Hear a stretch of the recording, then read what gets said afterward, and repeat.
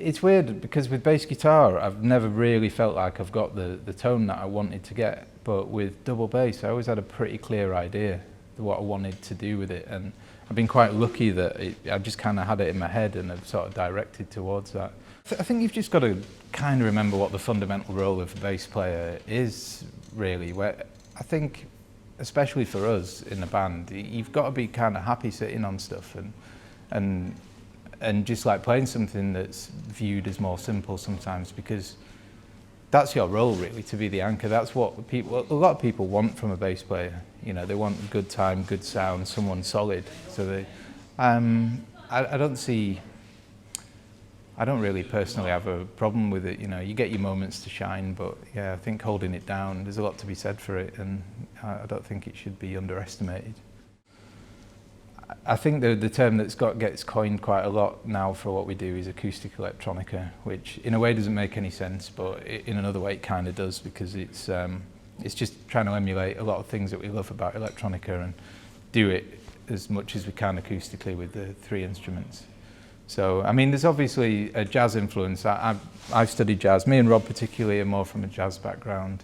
Well, Rob's done both jazz and classical, and Chris is more of a classical pianist, so I don't think it's fair to say we're just a jazz band, though. You know, there's a lot of things that are quite different, you know, the way the drums are tuned, and we don't sort of like really explore a lot of the jazz harmonies. You know, it's kind of a more full-on going for the electronica thing. So acoustic electronica is all right. Yeah. Just done 18 months or so of just using backline, and then it was like travelling around, and it got to the point where it was just like sometimes you get a really nice instrument, other times you know may as well be playing a fence. You know, it's just ridiculous. So I think it's really important because the scale varies slightly between instruments, and millimeters make a huge difference, as we know with double bass. You know, it can very easy to be out of tune.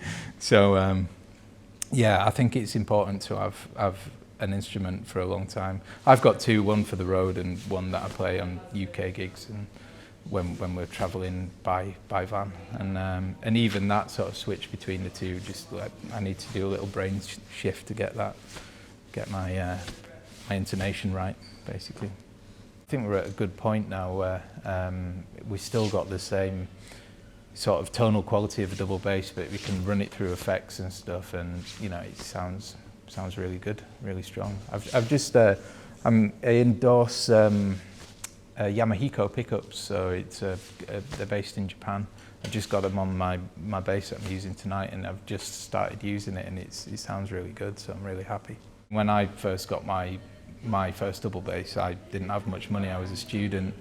I'd inherited some money because my granddad had died, and I spent it all on the double bass, and it wasn't very much, and it was a plywood bass, and I just got it set up well with good strings, and it sounded good, and I used that for, I don't know, 4 or 5 years until I could afford to get one that was old. I've got an older German bass now, but it is improved, but I'm not sure that the quality between instruments is worth the price tag, you know. So I think it's more important to get something that you're comfortable with and set up well, and you know, if you can afford it, then get a good one, but a lot of people can't really afford it, and I was the same, and I use one that's just made in China.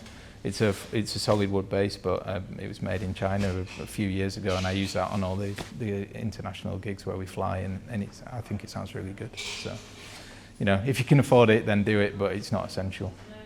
Played bebop for years, and you know, love all that stuff. So, Oscar Pettiford, and you know, I've transcribed loads of that, and Paul Chambers and stuff like that. Ron Carter, yeah, as well, yeah. And I like some of the crossover stuff. Again, going back to that sort of seeing Ronnie Size and all that stuff back in the late 90s. I remember seeing one night late when I was dead young. It was on TV. It was this documentary called Red Hot and Cool, and it had loads of jazz players playing with hip hop people. I remember seeing Ron Carter playing with MC Solar, double bass, and you know, an MC, you know, rapping. I was just like, wow, this is incredible.